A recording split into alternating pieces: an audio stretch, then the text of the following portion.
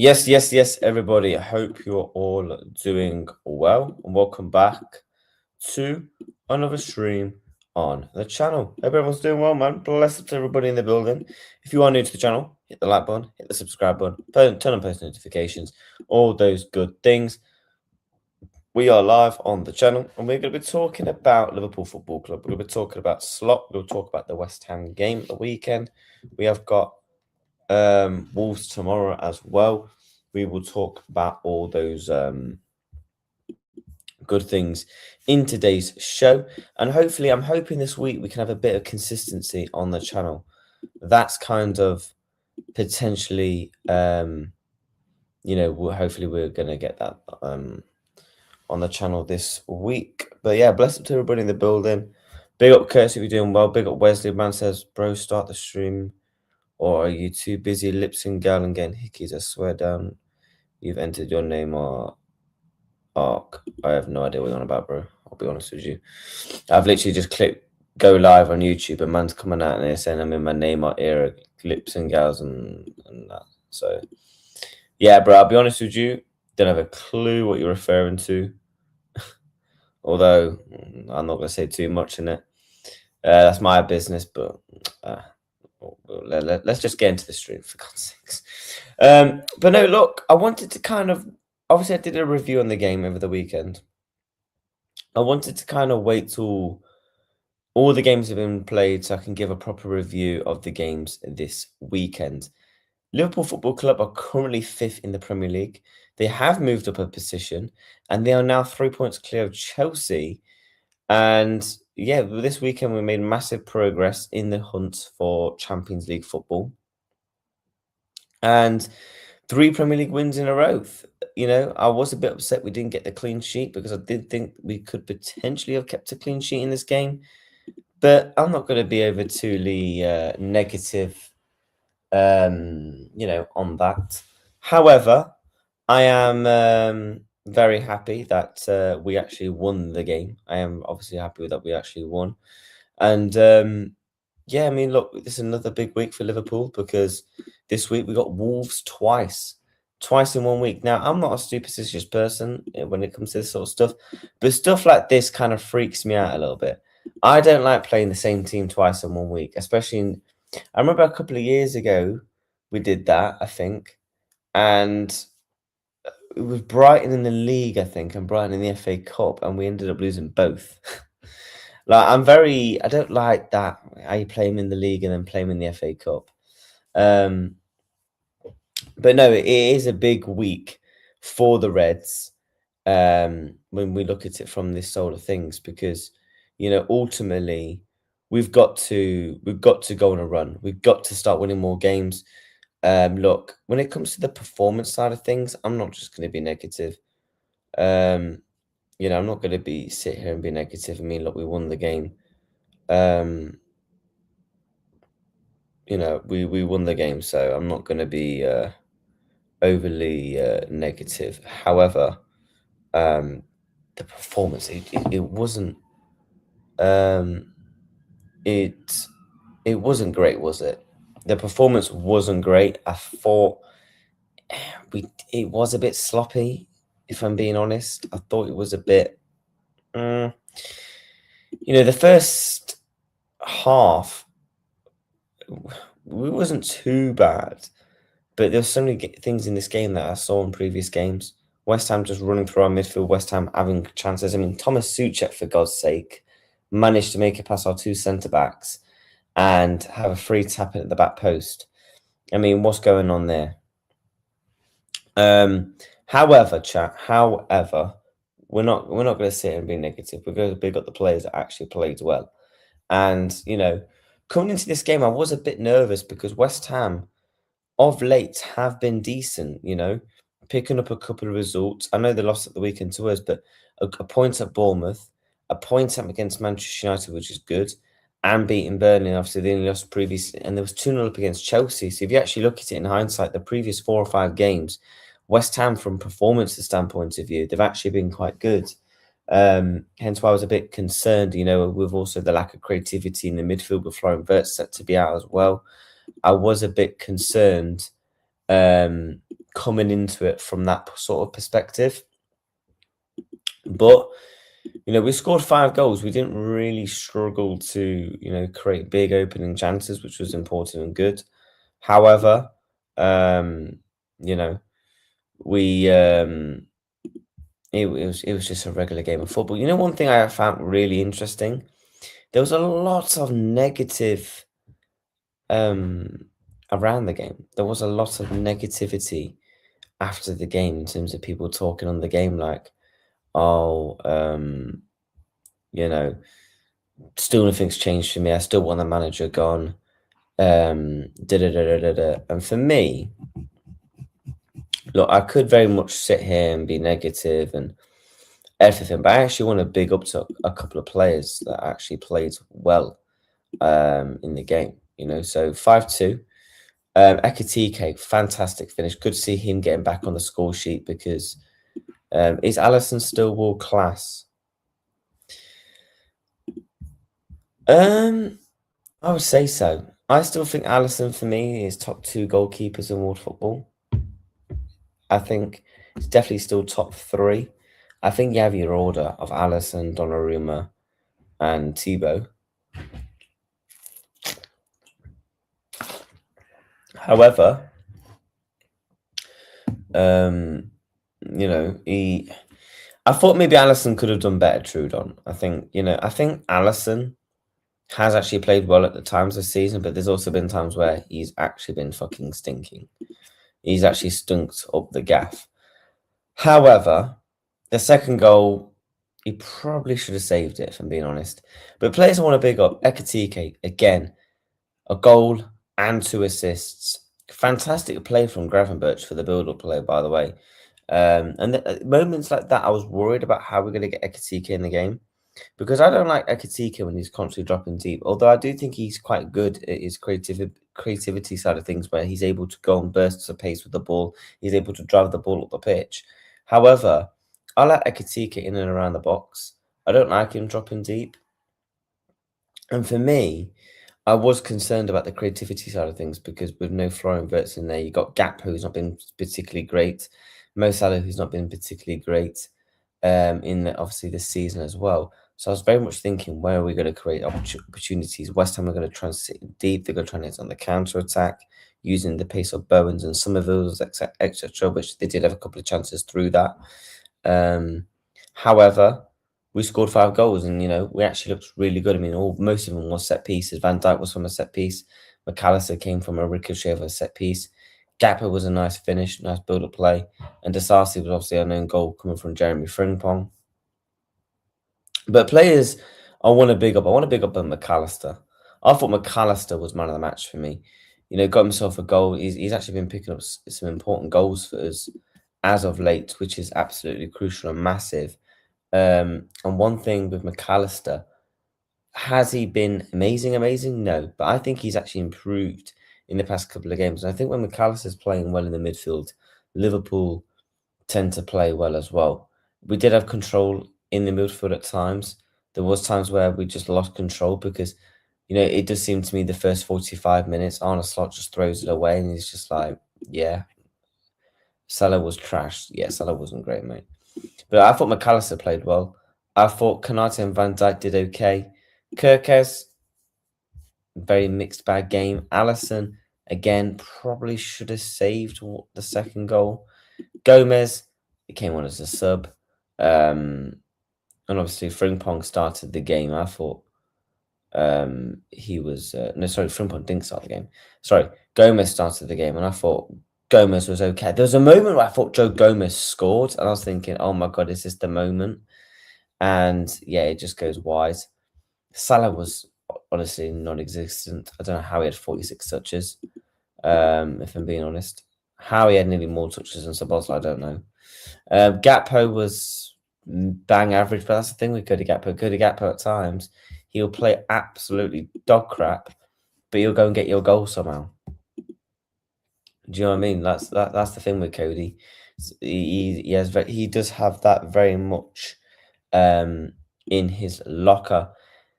Ekitike got man of the match on FootMob. I would have given... I can see why they gave it to Ekitike. 2 assists and a goal. I hear it. Fernandes, by the way, for West Ham. He was everywhere. Absolutely everywhere. That is a player I wouldn't mind Liverpool looking at. That is a player I wouldn't mind Liverpool looking at. A player that has physicality. He has pace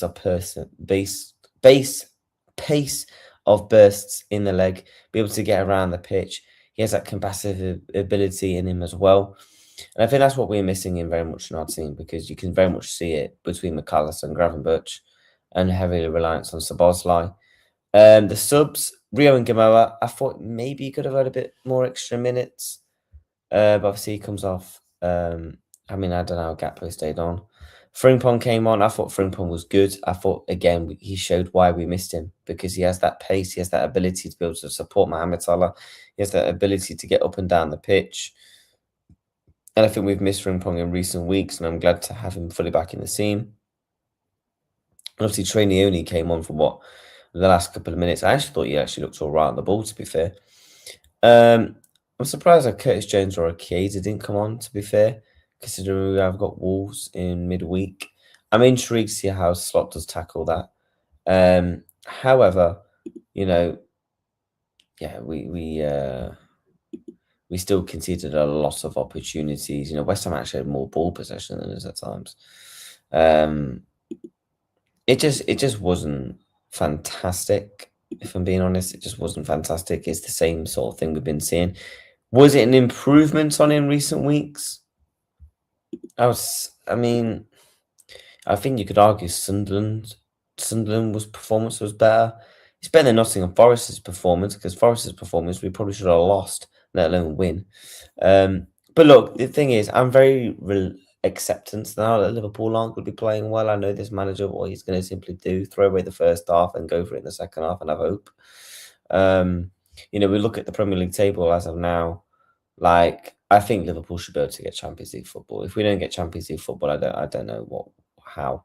4 wins in our last 5. Only lost to Manchester City. And my opinion just simply hasn't changed really.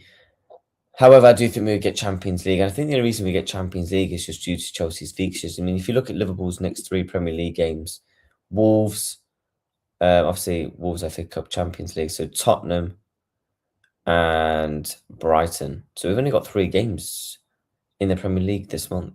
Wow. And then we have to wait till 11th of April. Wow. We always play Fulham in April, especially, yeah. But our next 3 Premier League games, I'm looking for 9 points. I think if you get 9 points in your next 3 with 7 games to go, I think you very much get Champions League. I think personally 64 points, 65 points will be enough to get you it, because I do think around about 80 plus points will be enough to get you the league title. So that's what I personally think. And if we can get, let's say, 7 points in the next 3, that'll put us on 55 points. I would fancy Liverpool to go and win at least 3 more games in the next. I think if we can win 7 out of our last 10, I think we get it. And then, you look at the fixtures. So you got Wolves. I'm sorry, you got to win. Tottenham, they're Drosh. You got to win. That's 6 points there. Brighton, I can see that maybe being a draw. Won't be surprised. Fulham, I think you can win. Everton in the derby, I think I'll probably take a draw right now. Palace, I think you can win.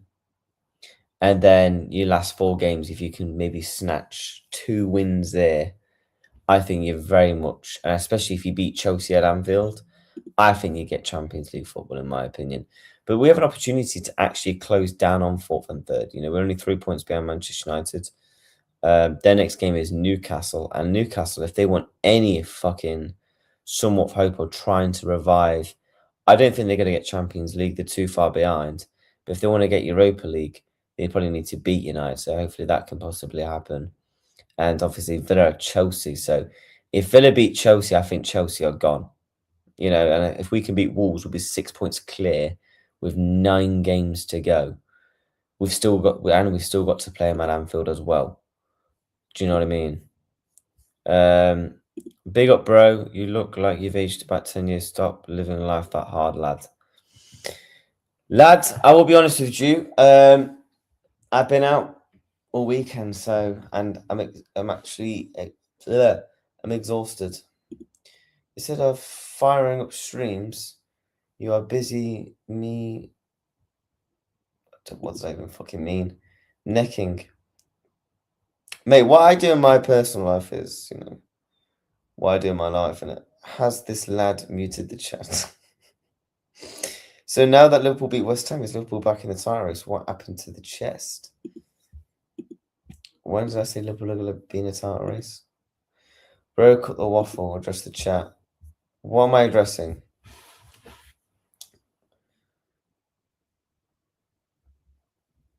Alright, what am I addressing, bro? Please enlighten me. Smash that like button up, chat, by the way. Let's try and get to 20 likes. Yeah, Wesley, be actually come in here and tell me, innit? So fucking chat and waffle.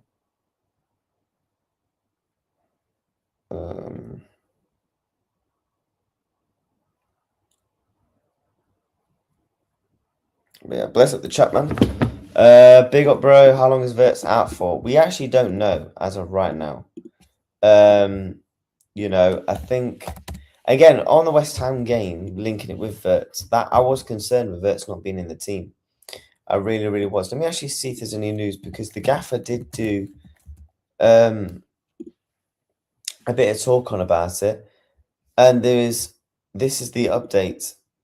Arne Slot and Florian Wirtz injury update. Not anything different to what I said after the game. The game probably comes too soon tomorrow, and maybe the game at the weekend. We hope to have him back next week.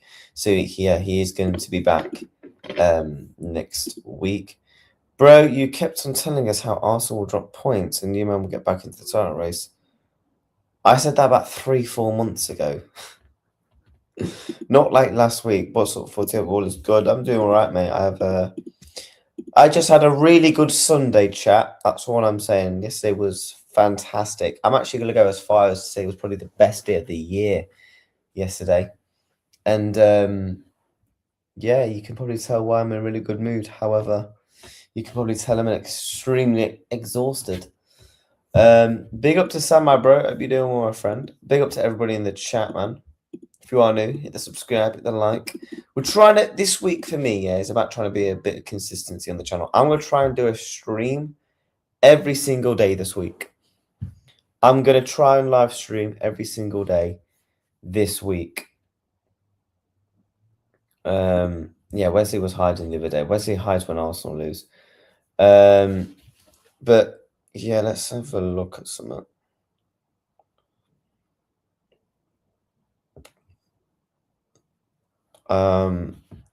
Wesley, I'm not commenting on any business I do, my friend. I am not commenting on any business I do. But chat, I do want to have a look at the slot, the press conferences. I want to catch up on those. So let's actually have a look as to what Mr. Slot has got to say. So yeah, we're going to listen to what he said about the game after the other day, and I think he did a press conference this morning as well. So yeah, we're going to catch up on those. So let's take a listen to what he said after the West Ham game. Good for you, my bro. At least there's zestiness. Listen, man, you know, when a man's happy and he gets satisfied with stuff, hey, it sets a really good tone for the week. Do you feel me? So, yeah. Right, let's listen to this press conference.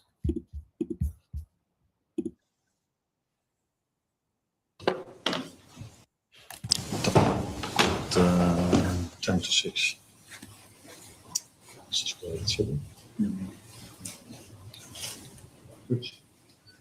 Arnie, you've often talked about the importance of set pieces in this league. So to have 3 goals in the first half, all from corners, either first phase or second phase, how pleasing is that? How important is it that you've improved at set pieces? Now that's very pleasing. First of all, because that's the reason.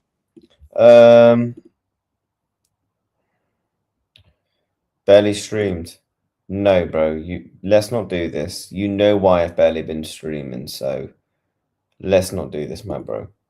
What's up with Wirtz being away from the internet for a bit? Basically, Wirtz is injured. He obviously got injured in the Forest pre-warn game. I thought it was a hamstring injury. It's now coming out to be a back injury. He's going to be obviously missing the Wolves game, and he probably won't be back until... Who do we have after Wolves? Galatasaray next week? Why we won. Second of all, because when I was just standing around your colleagues, people said, well played, well played. And I said, in my opinion, we've played better this season. We played okay to good, so we were okay to good, but it wasn't the best game of the season. We've played better when we've lost. We played better when we conceded set pieces. But as I always said, things went back to normal. We created quite a lot of chances from set pieces in the first part of the season. And almost every set piece we conceded went in. And today you could see exactly the opposite happening. I think one of their first big chances was a set piece that would have gone in the first 6 or 7 months. 100% sure. But now we didn't, and we start scoring from set pieces, and then things look much brighter and better than when you don't. And that's really pleasing for us, for the team, and for our fans as well. So the big question is, what's changed? Things went back to normal, mainly because I just said that we've created quite a lot of chances in the first half of the season that constantly did not went in, or constantly, too many times did not went in. With being unlucky, we were a lot of times very close. And even today, we conceded a set piece. They scored one, and we could have scored. They could have scored a second one in the first half. That would have been the first one then, but you know what I mean. Maybe 1 or 2 small details have changed defensively, and offensively. I think our setup is slightly different. But the biggest reason is that things go back to normal. There was a period of time that we were 23 goals behind Arsenal in set pieces, including penalties, by the way. Oh my! And we're still not on 3 goals away from them, but we've closed the gap a little bit. Although you never know what can happen this weekend with Arsenal, because wouldn't be surprised if they score 3 from set pieces this weekend as well. When you say you played better this season, was it maybe just sort of on the hour mark when you was lacking a little bit of control or a bit frantic? Was that the big reference? No, that has happened, I think, more this season, that there were 3, 4, 5 minutes during a game where we struggled a little bit. But as I said here so many times, usually in those 4 or 5 minutes, the ball went in. And if that then happens on 0-0, you have a different feeling because you're 1-0 down than when it happens at 3-0 up. I don't think there was ever a moment that they were close to closing the gap to 1 goal. They scored the 3-1. I think we had the biggest chance on 4-1 with Cody Kakpo. Then it took a while before we scored the 4-1, which was scored by Cody Kakpo as well. It's a good Came goal. back to 4-2. We were having our chance again. So it was never under real threat, but I could feel the nervousness in the stadium because that's of course makes sense because so many times this season we've given away a very comfortable lead, completely unnecessary, but it did happen. And the only thing I never like to concede a goal, but if we have to concede a goal, I like it that with the first one of these we had 10 players in and around our box, and sometimes it's a bit of bad luck that then the ball just falls with these 1 or 2 players of them when we had 7 or 8 over there. Poor quality by the individual who feels I have to be there to check. And that is to a certain extent something positive because we've conceded goals this season as well, where not all of our players were back.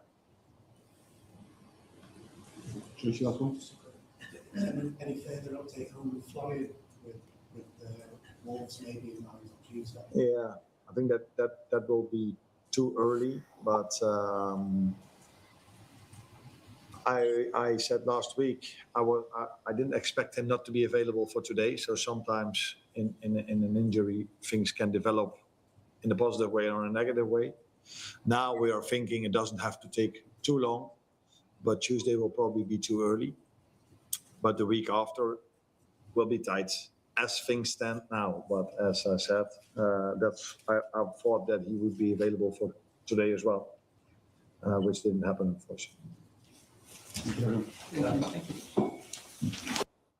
Coca-Cola and the Premier League have a new challenge. Guess the goals. 33 goals this week, I reckon. Yeah. I had to check something because I went on a night out on Saturday, and I had to make sure I wasn't in any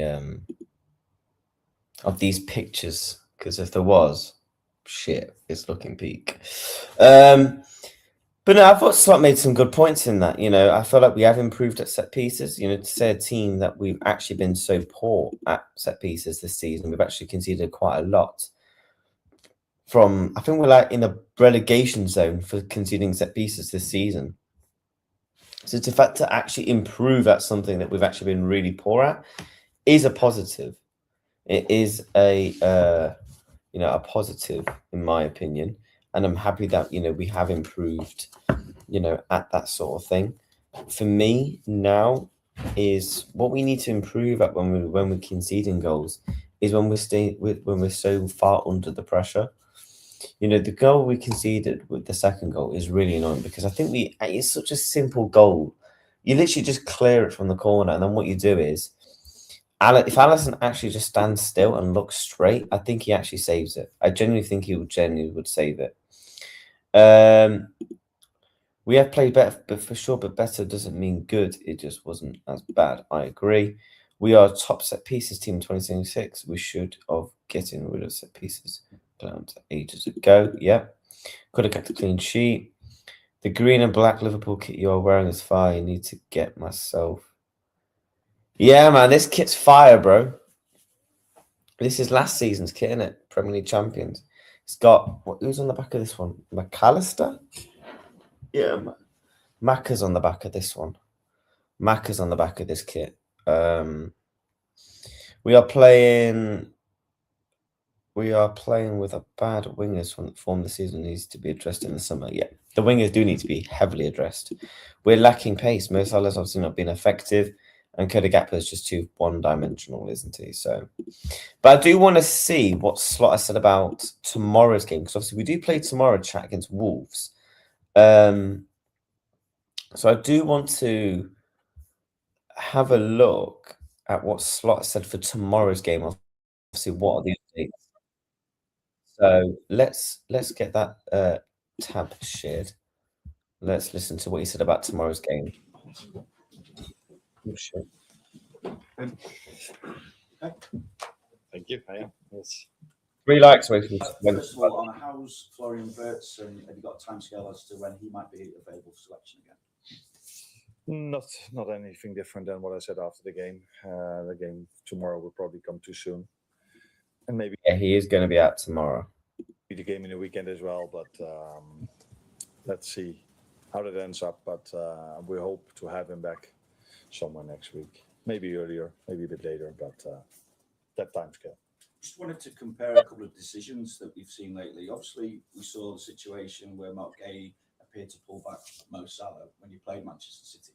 Yesterday, when Manchester United played Crystal Palace, we saw a foul on the edge of the box into the penalty area, a penalty awarded, and a red card given in that situation. Obviously, the Gay pullback, there wasn't a red That card. was not a red card. No.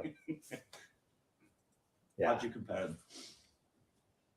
Very comparable. The only difference is that Mo was pulled by the shirt and here was a hand on the shoulder. If I look at it, I see a similar distance. Maybe even the distance between Gay and Diaz was even a bigger distance than the distance between both centre-backs of Palace. But I would try to ask you, check this for me, please. Let's see if it's the similar distance or it's more or less.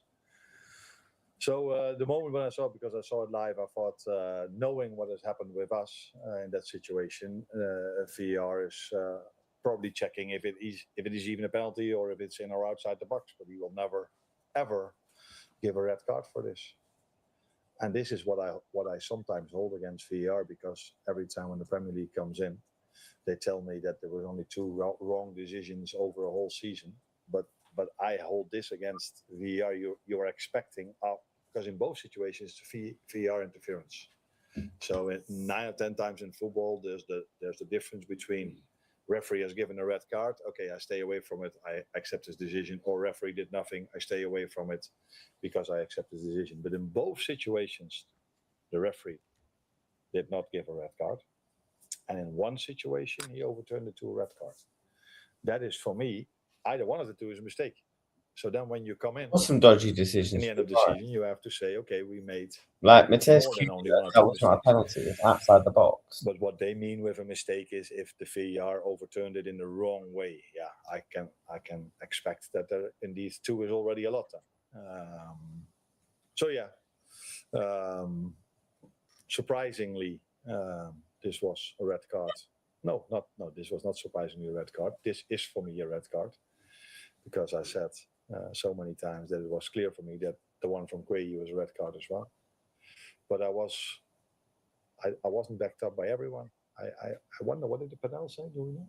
I think the panel said afterwards that the correct decision is made by.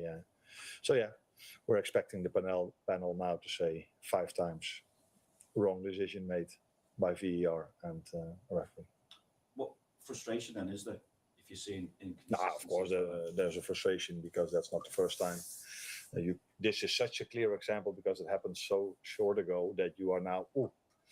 But I would like you to remember on the goal disallowed from us at City, the header, and 1 week later we played against Forest, or 2 weeks, I don't know, and exactly the similar situation, and the goal was allowed. So it's not for the first time, but yeah, I've said also many times, we have to make sure that we don't depend on these decisions. We're better than that, and we just win our games by being so good that even if decisions go against you, which sometimes happen in football, I'm not saying since I'm here for 1.5 years, everything has gone against us. That's not true. But sometimes decisions go against you, and you have to make sure that it doesn't hurt you. Since the game against City, though, it's a 100% record, and it feels like you've got Champions League qualification in your own hands now. How do you see it, particularly when last 4 games of the season you've got United, Chelsea, Villa, and Brentford?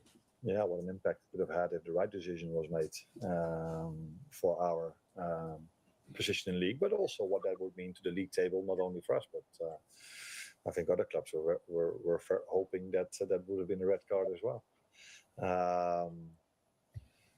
Yeah, we are playing Wolves tomorrow, and they've shown recently that they do much better, or getting more results from what they deserve, because I think throughout the whole season they've hardly been beaten by big goal differences. So that tells you that they're a competitive team throughout the whole season, and recently they pick up points and even a win against Villa. So we know that we again are going to face a difficult game tomorrow.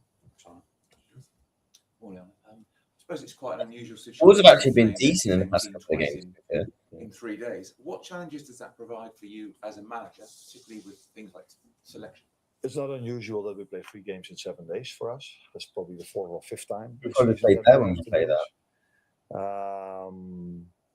Does it bring a challenge maybe for the second game a little bit more, because then you know even better what to expect? But that I also like, mainly that I like on Champions League, because the first time you play each other, mainly in Champions League, you don't play each other that much. So it's a bit new, but the second time you can prepare your team even better. Especially if the team does the same, the team you face does the same again. So, but now being in the Premier League, we played them already once. You see a lot of games of them because they play against teams that we are facing as well. You know each other that well that I don't see that much difference between playing each other twice in 3 days, or I do, because I get very that super. there's a longer period in between. Saw the importance of set pieces again in the Premier League over the weekend. There's so much sort of grappling and holding at corners. Does that need to be looked at, or is it impossible to police that? No, not everywhere you see that holding, but indeed in some games you see that a lot in set pieces. I said after the game we played, I said something about the difference between us and Arsenal, going from 23 goals, including penalties, being down, and us scoring 3. I said probably we will now make the gap a bit smaller. But it was only like 1 goal difference because they scored twice. Yeah, it is the new reality of the Premier League, mainly this season. Last season already a little bit, but mainly this season. And yeah, indeed, in some games you see a lot of fouls being made, and sometimes you also see very nice corner kicks being scored. Arne, you're really well positioned now in the race for the Champions League places, and we're coming into the final quarter of the season. How do you assess things? I mean, you said a few weeks ago the record would have to be almost perfect, and even if the performances haven't been, the results certainly have. Can you feel it? Things beginning to turn in your favour, and maybe that will give an added inner confidence to the players with so much having gone against them before that. No, that last thing is definitely true. What you are saying, Big up, so bro. many things have gone against us this season. In terms of performances, I think only the first half against Forest was not of our standards. For all the other games, I think we've played to our standards, or what is there to expect currently in the Premier League, because it's not like every game is as if we're watching Barcelona 10 or 15 years ago, or watching the Premier League 4 or 5 years ago. It just has changed how entertaining it is because of playing styles. We are well placed now, but 2 weeks ago you didn't ask that question, but you could have asked the question. You're not so well placed, so things can change really fast, depending also who you play yourself, who the other teams play. We're really close together with a few teams, and things can change every single match day because of who you face yourself and who the other team is facing. So we, as all the other teams do as well, focus on our next game, on ourselves. And we know that every game has been difficult for us throughout the whole season. And that's what we expect in the upcoming 10 as well. Given the problems that you've had in the right back position, how important can it be between now and the end of the season to have Jeremy Frimpong back? Frimpong's such a big game. We know how influential he can be. He can be a game changer for you on occasion. So how important can he be, and how difficult, given his recent record with injuries, how do you manage that? I don't think the only position we struggled was the right fullback position. I think there's been in more positions, but right fullback is probably the one that stands out most. Having Jeremy back is really nice, but indeed what you are saying does go through your mind because of the fact we play 3 games in 7 days. Because if we play Galatasaray, we have the early kickoff afterwards in Brighton, 12:15. So those things you all have to take into account, especially with players who come back from injuries. But we also know the importance of every single game, and that is a challenge. Performance staff, the player himself, the manager has, but I'm not the only one who has that. I prefer to have this problem to manage how many minutes do I have to give him than to see him with the medical staff doing his recovery.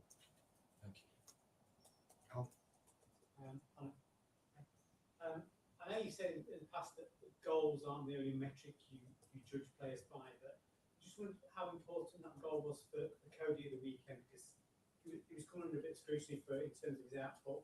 And you said on Friday that when we were talking about Mo, that he wasn't the only one on the forward line who wasn't scoring. So particularly for Cody, how important was that goal for his confidence? Now, as you correctly say, I don't judge them only on the goals they score. I judge them on different things as well. So attackers are also judged on the fact if we keep a clean sheet. As defenders are judged by the fact if we can score from open play, because they have to create promising situations for our attackers. But for our attackers, I know how they think and what they want, and that is scoring goals. So I was happy because I think it was the 4-1, if I'm correct. Yeah, it was a 4-1. So that gave us even a more comfortable cushion, but even more happy for him to score because I think he needed that goal. He did need a goal, Gakpo. You saw your momentum when he scored as well.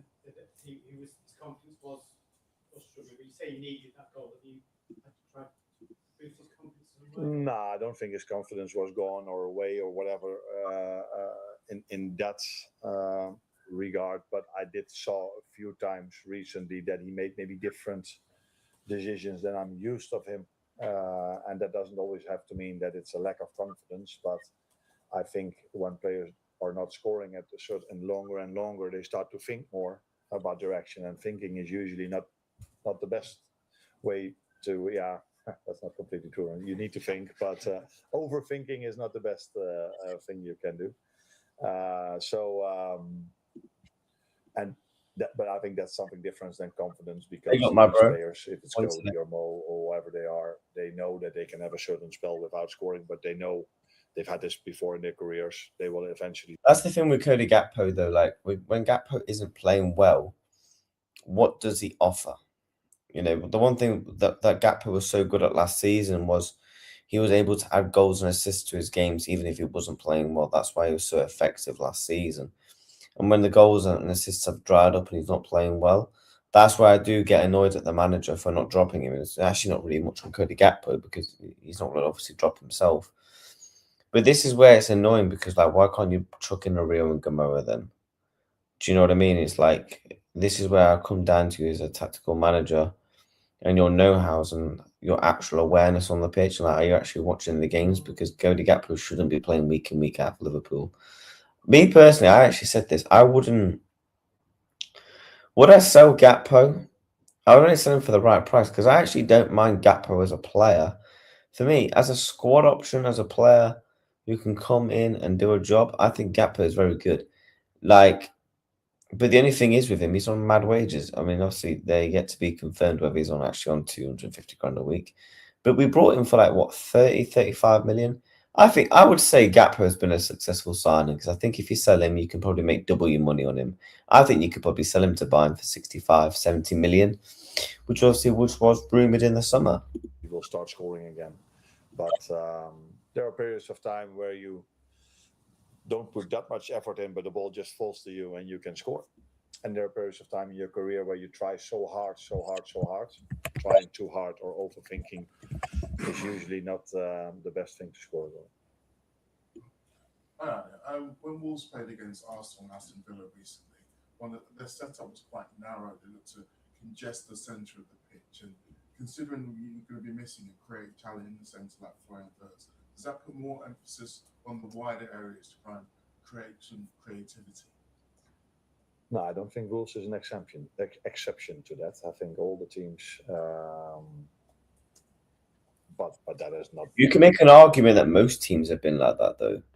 Like West Ham at times was like that, the way that they were sat in deep and we had to use the wide areas, hence why Gakpo was having a lot on the ball. And when Frimpong came on, we utilised his pace and power. So I won't say I'm kind of concerned about that with Wolves. I will be honest with you. If we don't beat Wolverhampton Wanderers, and then we don't deserve to get top four. You know, like, Wolves, I mean, like, come on, man, like, what are we doing here? Like, Wolves have won 2 games all season. Their best wins, obviously, Aston Villa, in it.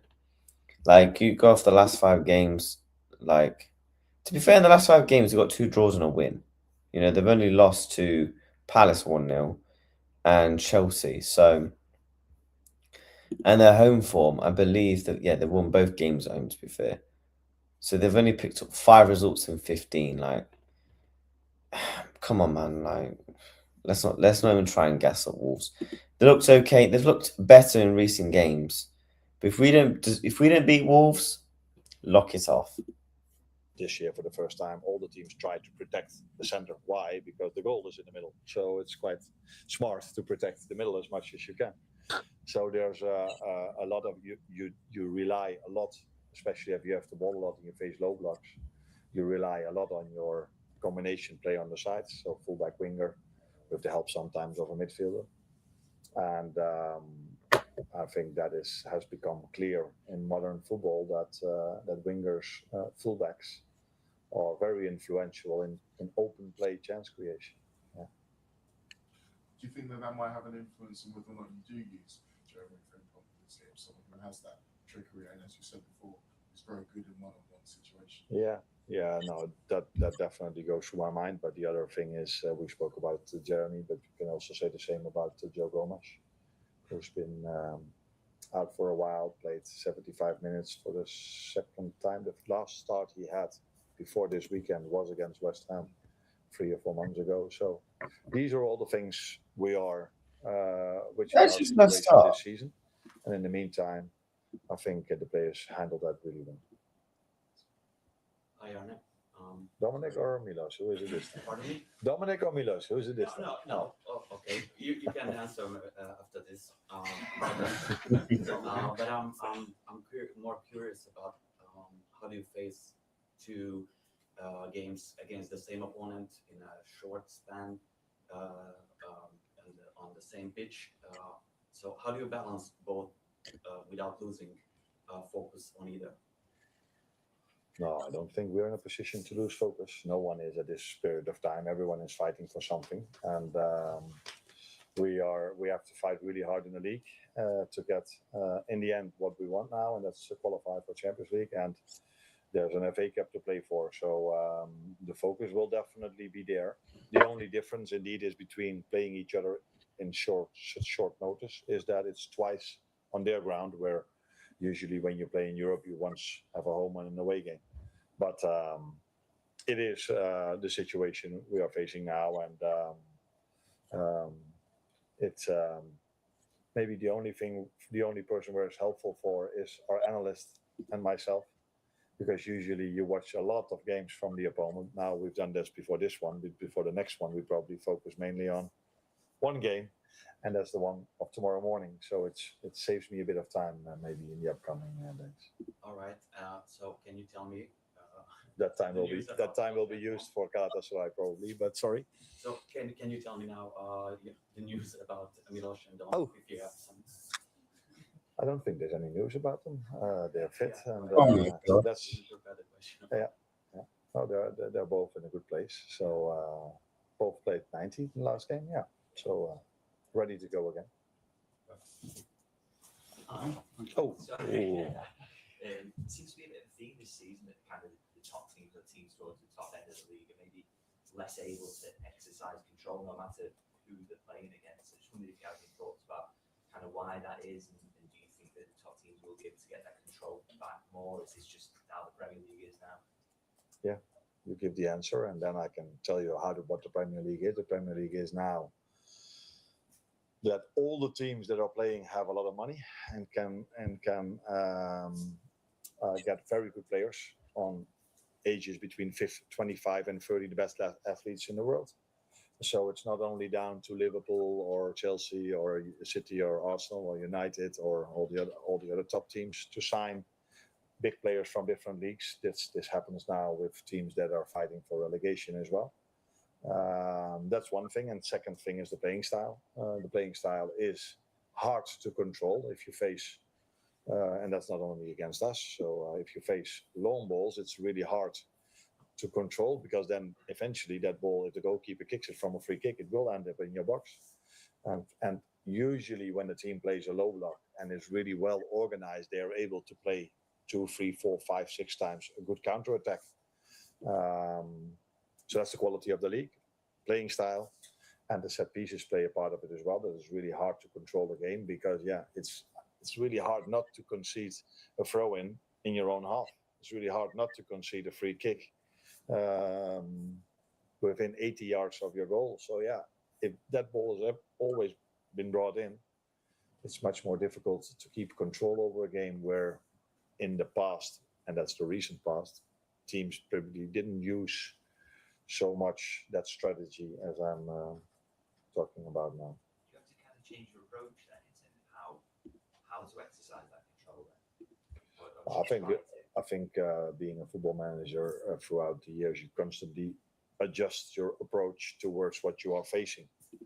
But sometimes it's really hard to find a tactic about not giving away a throw in your own half, not giving away a free kick within 80 yards of your goal.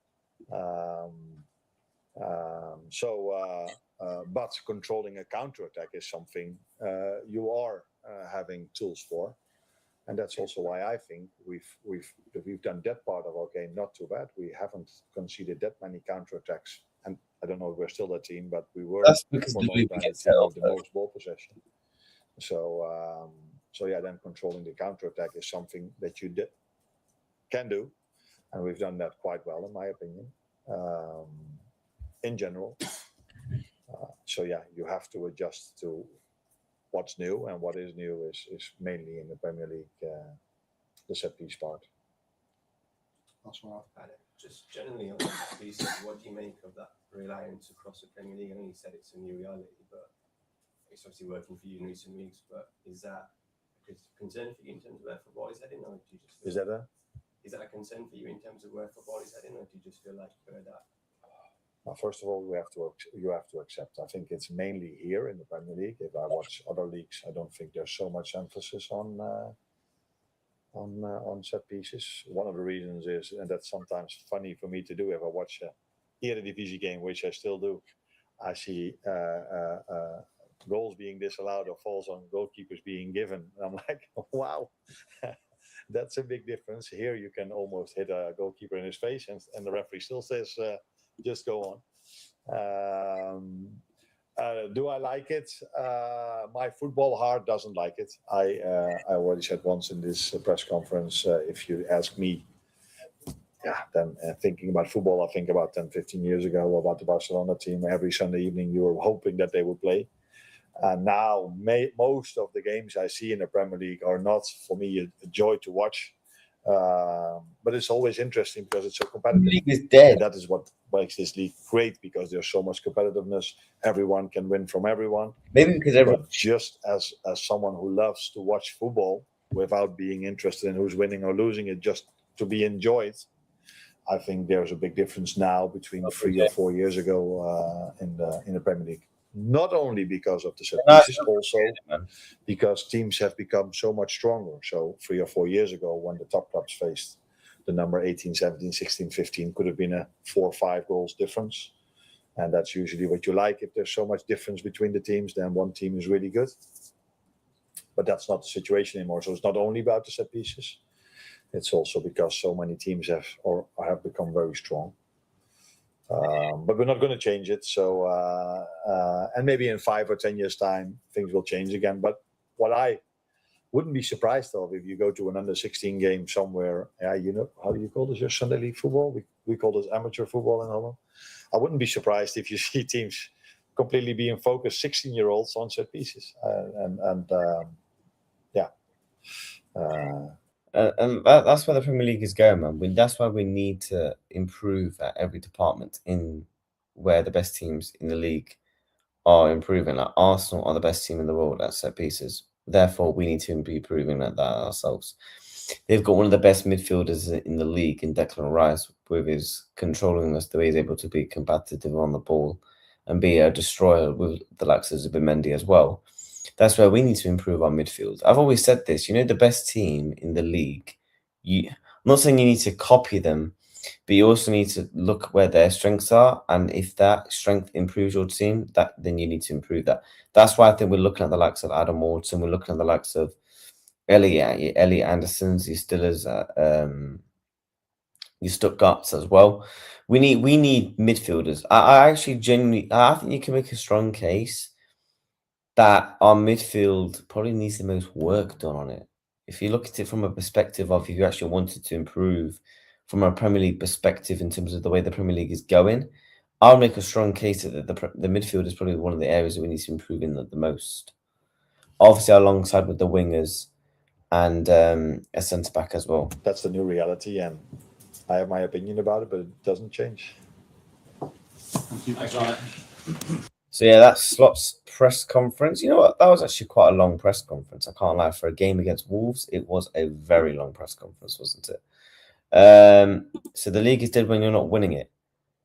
I can pull up a video of me saying last season the league is dead, even though we won it. So yeah, worry about yourselves. Go and cry somewhere. Reacts. You can kiss Slot to comfort him. Maybe he'll give you a hickey. Okay, mate. I'm not really sure what I want to say to that. Bro, I hope we win every remaining game by a set piece to get you lot even more riled. You need to be crying more. I will be honest, I didn't even watch your game yesterday. I watched the first 20 minutes and then I had to nip out. I was out for the rest of the night.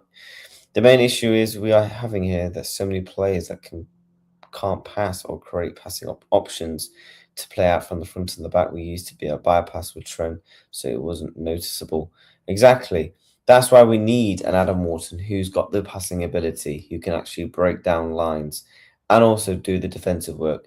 That's why we need an Elliot Anderson who can be the absolute monster in the midfield, get around the pitch, win the ball back, drive up the ball with the pitch. We haven't really kind of got that from those sort of perspectives from a physical standpoint of view, because McAllister doesn't have it. Gravenbush doesn't have it because he's more technical. Szoboszlai doesn't have it, but we can't be just too reliant on Dominic Szoboszlai. So, you know, we need to be doing that. Read the chat. I'm literally reading the chat messages, my guy. Man says, you get more. Okay, mate. Okay. What a fucking prat. Wesley is, isn't he? He's an absolute prat. But chat, I feel like it's a good stream today, you know. I feel like, you know, we've got to beat Wolves tomorrow. My score prediction. Do you know what? I'll give you a lineup builder on what I think Slot will go with tomorrow. I think he'll go with this. I think he's going to go Alisson in goal. I think he puts Frimpong back in the team. I think he goes Kirkes, because I do think Robertson will play the FA Cup game. Virgil van Dijk, and then I think he'll go Canate. I think he'll go Gravenberch, Alexis McAllister, Salah on the right, Szoboszlai, Gakpo, and then Hugo. I think he'll make one change and bring in Frimpong, you know, because of the way that Wolves will sit deep. I think Frimpong would very much help that out. Smash the likes. Yeah, man, we're on 20 likes. Let's try and get to 25 if we can. So that's the team I think will play. Look, Wirtz, hopefully, you know, if we're looking from in Liverpool's injury perspective, you know, this is where I'm thinking our players will come back. So, you know, go to Liverpool's fixtures. I think Wirtz, I'm hoping, is back for Galatasaray. That's actually an early kickoff. I don't mind that. Early kickoff. I'll take that. So yeah, we've got the early kickoff against Galatasaray. And then we've got I think he should definitely be back for Tottenham. I think he should be back for Tottenham and hopefully be back for Galatasaray. I don't think he'll play both Wolves games. Isak, I think Isak's going to have to be back at the end of the month. I think Isak will come back. So if we beat Wolves in the FA Cup, there's a game in between here with the Champions League as well. I think Isak will come in and around that standpoint of view. And I don't think we've got any other injuries. Yeah, Bradley's obviously out for the season. Same with Leone. Wirtz, he's going to be out for like another week or two. Bajcetic, he's had to, mate. We need to make a decision on Bajcetic. News has come out of Endo. His season is basically over. He's done. He's just trying to make it back for the World Cup. And same for Isak. Has Wolves got any injuries? What are their injury situation? Chan and Andre's out. Oh, fears. And yeah, again, they've been in decent form in the past couple of games. So Footmobb's got it down as that. So literally the team I said, barring Frimpong, will come in. This Mane kid is a problem. I like the look of this Mateus Mane. I think we're actually looking at him as well. You know, I think he's actually a decent player. But yeah, we've got to be beating Wolves tomorrow, man. We've got to be beating Wolves. Get the 3 points. And obviously, like I said, you know, what games is what? So you got Wolves tomorrow. So we're playing tomorrow first, which is good because Chelsea, Villa, and United are playing the next day. So that actually puts pressure on them to win. Newcastle away isn't easy, and obviously Villa, Chelsea as well. So we're hoping maybe your Villa, Chelsea, you're probably hoping for a draw, and Newcastle, you're hoping for a win there. If that can happen, which one of these, well, obviously one of the 3 teams are dropping points. So either way, if we win, we're either building a gap on a team or we're closing a gap on a team. So it is very much a positive from that perspective. Big up to Baron, bro. Hope you're doing well, my friend. But no, we've got obviously we've got the Champions League next week. So this, I said it the other day, for me, from the West Ham game is very pivotal. The next 5 games, I said, are the biggest of the season. You know, you had to go and beat West Ham to keep the momentum up. The Wolves games, you can't be dropping points to Wolves. Unacceptable. And obviously you've got to be going to winning the FA Cup as well. And obviously Galatasaray, if you can win that first leg as well, because obviously the game is literally a week later, I believe. Yeah, literally a week later. So the next 16 days, so literally 2 weeks, our season's either going to be over or it's going to be game on, because we could be in a quarterfinal of the Champions League, quarterfinal of the FA Cup, and have another 6 more points on top of that. So we could potentially be going to points from 48, so 54 points. You probably require another 10 more points to get Champions League football. So I think if you can win your next 2 Premier League games, I think our focus should slightly go towards more a bit of an FA Cup and a Champions League, because I do think with 54 points plus with 8 games to go, I think 66 points gets you it. So I think we can afford to probably go and win 3 or 4 more games and we'll get Champions League, because with Chelsea's tough fixtures and other teams will be dropping points in and around that, and hopefully there'll be a couple of points dropped this week. In Team Talk of Live, I saw some England. I said Liverpool interested in Camavinga. I will be shocked if we go for Camavinga. I like Camavinga. There's a couple of players I would take from Real Madrid. But I would be surprised, if I'm being honest, if we made a move for Camavinga. I would be surprised at that. However, I mean, I like Camavinga a lot. I think he's versatile. I think he's very good on the ball, but I'll be surprised if we make a move for him. But you never say never. Who knows? We might be taking a player for you for once in our lives. You never know. But yeah, chat, content plan for the week. Tomorrow, we'll be back live tomorrow with the match reaction. So we'll see what Liverpool do tomorrow in terms of that match reaction. Wednesday I'm going to try and stream every single day this week. So it's Monday. I want to try and get 7 streams in, one every single day. A couple of videos, a couple of shorts.